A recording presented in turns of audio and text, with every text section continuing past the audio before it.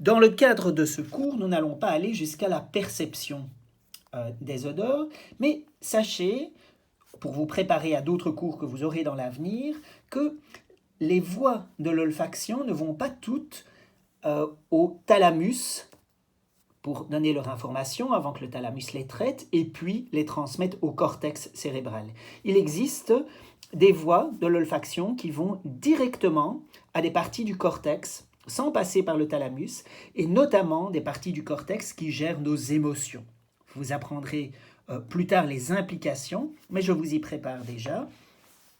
Alors,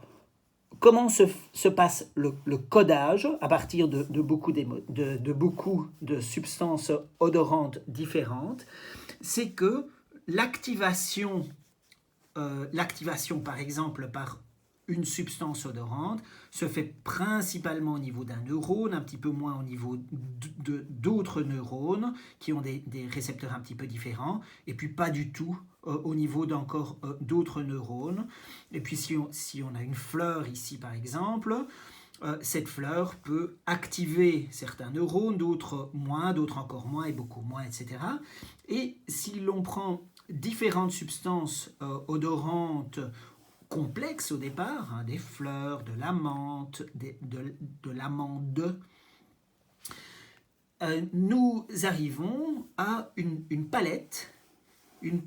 d'activation de différents types de neurones olfactifs, et puis l'intégration de cette information qui est amenée nous permet de reconnaître et de faire une belle différence entre une agrume, une fleur, de la menthe, des amandes, etc.